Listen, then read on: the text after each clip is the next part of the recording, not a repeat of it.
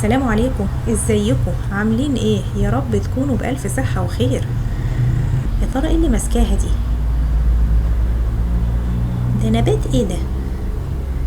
ايه الشكل الغريب ده؟ ده نبات الزنبق ده؟ ولا ايه الورقة الغريبة دي؟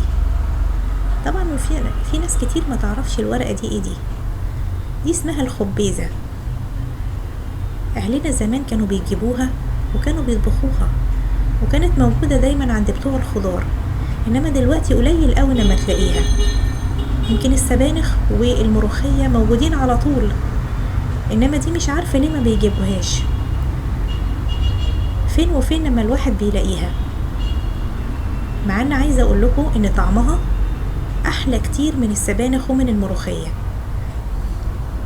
يعني هي من نفس العيلة بتاعتها، ونفس تقريبا طريقة الطبيخ بتاعت الملوخية وبتاعت السبانخ، بس مش عارفة ليه الناس ما بتعرفهاش وما بتطبخهاش اصلا. وبعدين هي سهلة كمان في التقطيع بتاعها، يعني زي ما شايفين كده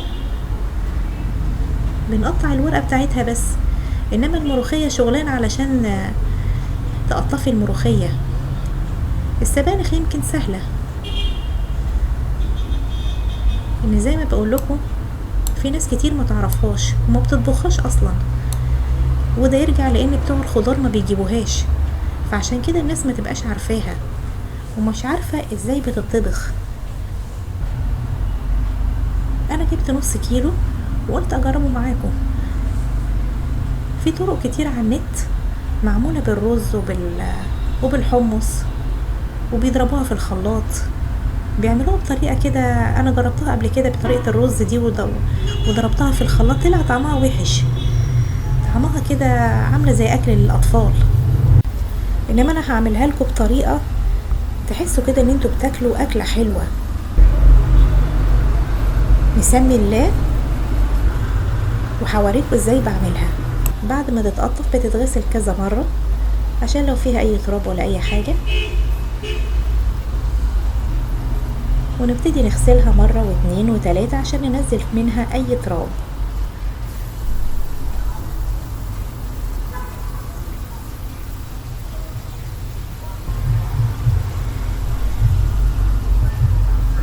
وبنغسلها كذا مرة. انا مش عارفة ليه هي مش منتشرة عند بتوع الخضار، يعني قليل قوي لما تلاقيها عند بتوع الخضار، انما الملوخية والسبانخ موجودة على طول.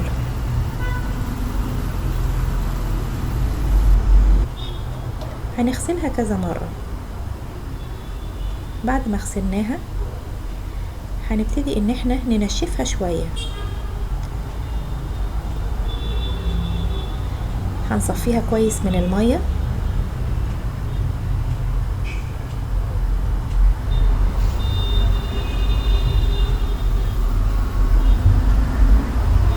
وهنسيبها شوية لغاية لما تتصفى. وفي حاجة مهمة، الملوخية بتعمل زي كده بربرة كده شوية لو ما نشفناهاش كويس، انما السبانخ والخبيزة ما بتعملش الحكاية دي. يعني احنا مجرد بس ان احنا ننشفها بس شوية كده، ولو قطعناها بعد كده مش هنلاقيها انها بتبربر زي الملوخية. عارفين بربرة الملوخية كده؟ انا مش عايزة اعرفكم الملوخية، بس ده علشان احمسكم ان انتوا تجيبوا بعد كده الخبيزة وتسيبكم بقى من الملوخية. احنا شبعنا ملوخية، يعني ليل نهار ملوخية، ملوخية مع محشي، ملوخية مع رز، وطشة الملوخية، والملوخية ازاي تحفظيها وازاي تعمليها. شبعنا بقى ملوخية، عايزين نغير. جربوا بقى ايه؟ الخبيزة بس. ونركنها بقى على جنب لغاية ما نجهز الفراخ. طبعا الفراخ دي مغسولة بالدقيق والملح ومشطوفة كذا مرة لغاية ما تبقى زي الفل كده. طبعا ممكن نعملها مع لحمة، ممكن نعملها مع قطع فراخ، ممكن تعملها مع لحمة مفرومة، ممكن نعملها من غير اي حاجة خالص بمرقة ماجي، زي ما احنا عايزين اللي موجود. هجيب قطعتين من الزبدة او السمنة واسيحهم على النار، واكون مجهزة بصلة متقطعة قطع صغيرة، وابتدي ان انا اشوحها. وبعد كده هحط دبابيس الفراخ عليها، ونخلي دبابيس الفراخ تتشوح مع البصلة.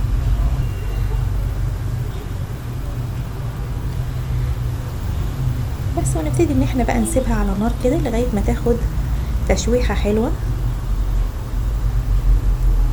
ولغاية لما الدبابيس دي تستوي نص تسوية.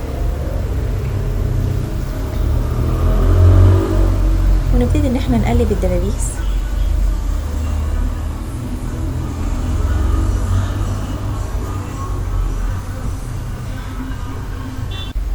شايفين الدبوس كبير ازاي؟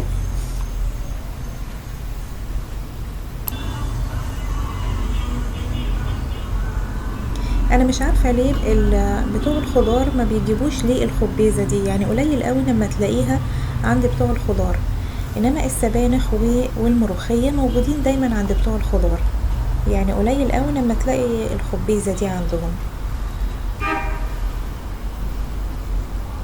معانا على فكره زي ما بقول لكم طعمها احلى من السبانخ ومن الملوخيه. اهو هنقعد بقى ايه نقلب فيها كده شويه لغايه لما تتحمر شويه. ممكن نحط بقى حته فلفلايه حلوه كده، ده على فكره فلفل بارد بس بيدي طعم حلو للاكله دي. بنقطعه حتت صغيره.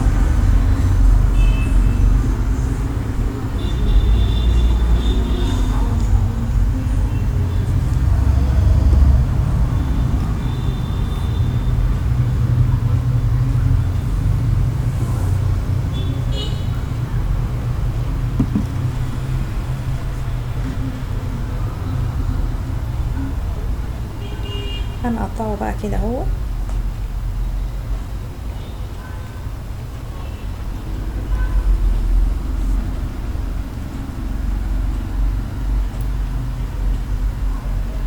ونحط معلقه صغيره من الفلفل، ومعلقه من الكزبره الناشفه، ومعلقه بهارات،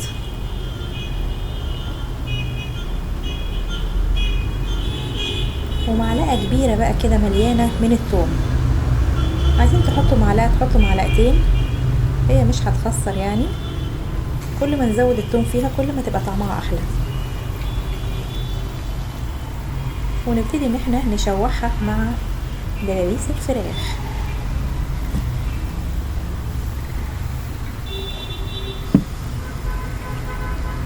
ونقعد نقلب فيها كده لغايه ما تتحمر شويه.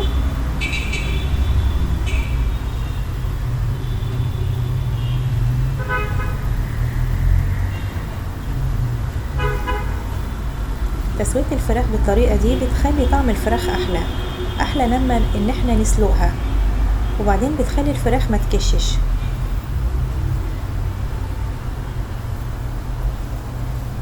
وطبعا بتديها طعم احلى.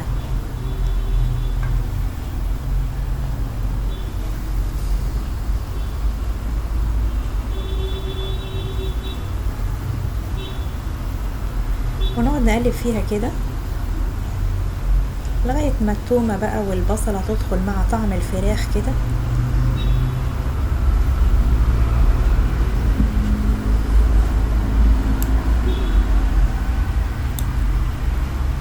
خدوا بالكم ان احنا حطينا التوم والكزبرة مع الفراخ.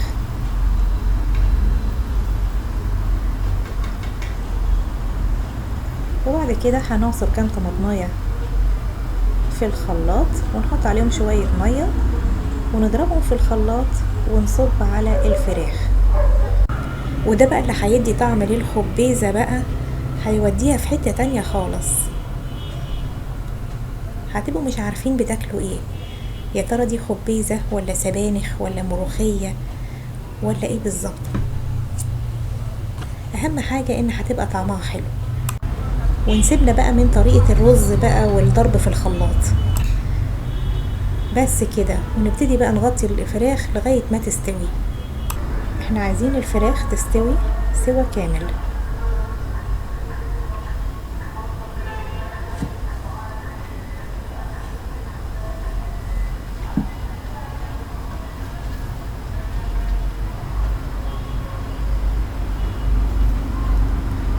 ونزود شوية مية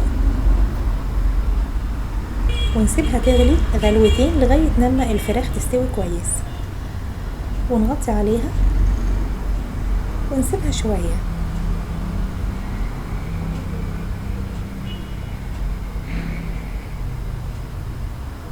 بعد تقريبا 10 دقايق الفراخ كده استوت كويس.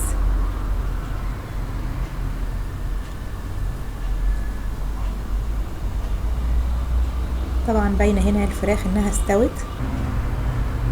مادام استوت كده خلاص، نبتدي بقى نغطيها ونجهز الخبيزه.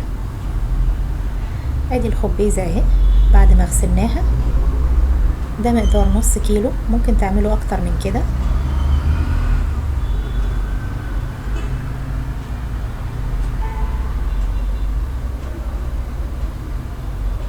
ونبتدي نخرطها زي الملوخية. في ناس بتحطها في الخلاط، بس الحقيقة طريقة الخلاط دي بتخلي الخبيزة ملمسها كده ناعم قوي، بتبقى عاملة زي اكل الاطفال كده، وتبقى ممكن تبربر. انما الطريقة دي ما بتخليش الخبيزة تطلع البربرة بتاعتها دي، وتبقى طعمها احلى. هنعملها زي طريقة الملوخية بالظبط، بس الفرق ان احنا مش هنخرطها قوي زي الملوخية. يعني احنا هنخليها ما بين الملوخية وما بين السبانخ. السبانخ مفروض انها بنقطعها اكبر من كده شوية، والملوخية بنخرطها اكتر من كده، فاحنا هنخليها وسط ما بين الاتنين، ولا نخرطها قوي ولا نقطعها قطع كبيرة زي السبانخ. اهو زي ما انتوا شايفين اهو احنا خرطناها، وهوريكم هنوصل لغاية قد ايه في التقطيع.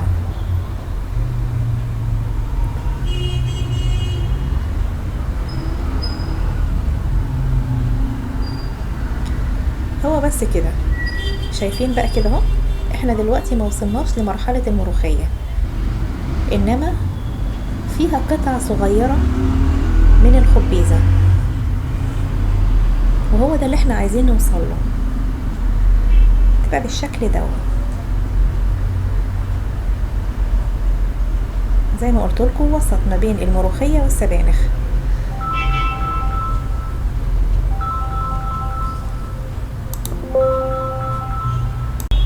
ثواني بس ارد على التليفون واجيلكوا. مش عارفه ايه الازعاج ده كله، صوت عربيات وصوت بتاع روبابيكيا، مش عارفه والله مستحمليني ازاي. نرجع تاني بقى للفراخ، ونروح حاطين عليها الخبيزه ونقلبها. احنا مش هنقلبها كتير، احنا مجرد بس ان احنا هنديها 5 دقايق كده تقليب على النار.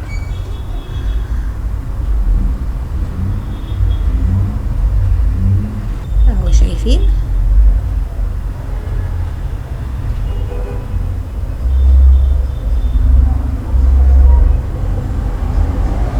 حد يقول لي هي بقت عامله زي السبانخ، بس هي طعمها مش زي السبانخ، هي طعمها احلى من السبانخ.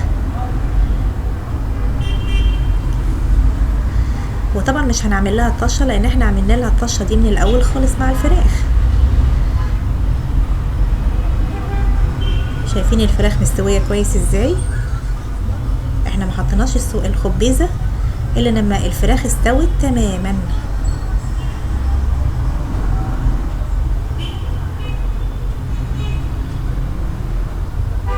بس كده نديها كام تقليبه كده على النار،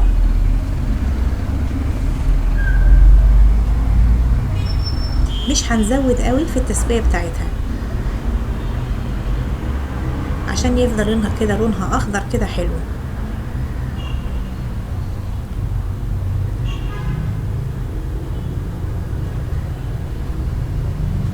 في ناس تقولك بقى ايه، تحط لها رز، تحط لها حمص، وممكن حمص، بس يعني احنا عندنا هنا فراخ موجودة فيها فمش محتاجين حمص.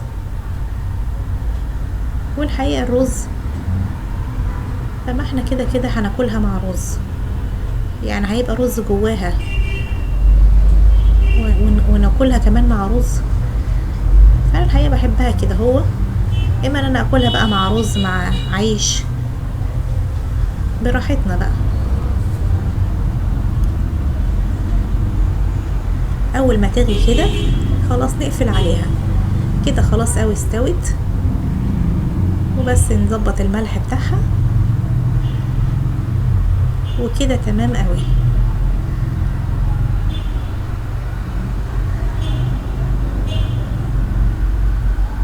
وكده بقى بقت زي العسل.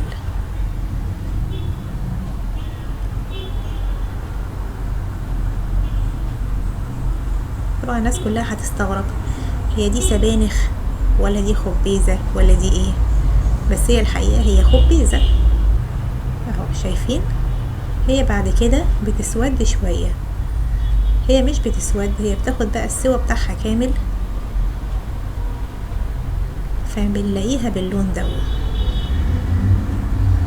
بس مش عايزة اقول لكم طعمها ايه، طعمها احلى كتير من السبانخ ومن الملوخية، طعمها فيها كده معسلة شوية. انا مش عارفة ليه محدش بيعرفها ومش منتشرة قوي. شايفين؟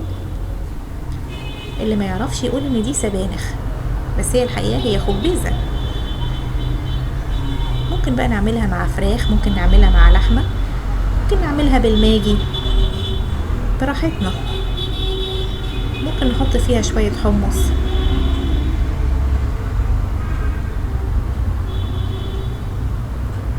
انما الحقيقة انا ما بحبهاش بالرز. احنا كده ناكلها كده، لا اما نغمسها او نحط جنبيها شوية رز وناكلها بالرز. بالهنا والشفا. طعمها معسلة كده شوية، طعمها احلى كتير من السبانخ. والله الخبيزة دي مظلومة، انا مش عارفة ليه ما بلاقيهاش كتير عند بتوع الخضار.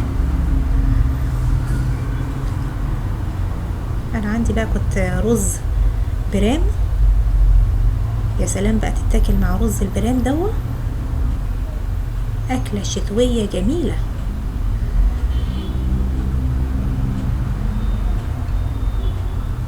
والله طعمها جميلة جميلة جميلة. الف هنا وشفا على اللي ياكل.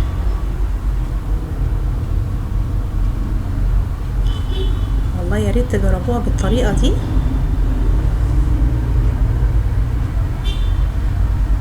تاكلوها كده مع الفراخ او مع اللحمة.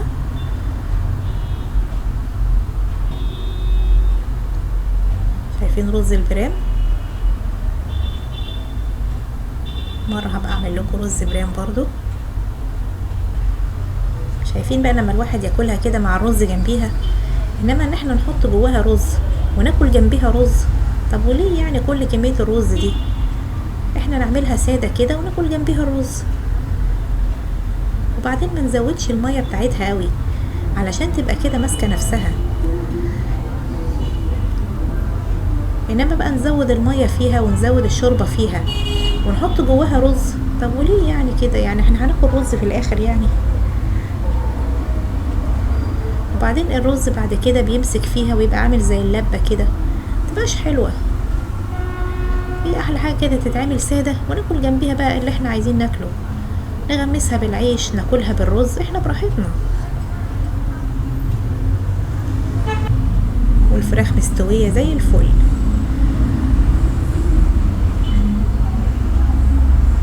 يعني تاخدوا معلقة كده رز معاها كده، طعمها طعمها بقى معسل كده وطعمها جميل. نعمل بقى زي الكوريين بقى كده، لما يمصمصوا العظمة وما يخلوش اي حاجة خالص في العظمة بتاعة الفراخ، نقص ياكلوا العظمة بعد كده. اخر بقى معلقة، يعني حرام نسيب المعلقة دي.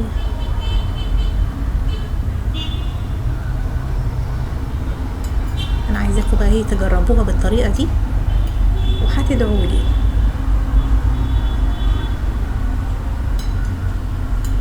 ويا ريت بتوع الخضار يجيبوها، لان الواحد ما بيلاقيهاش كتير. يلا، السلام عليكم.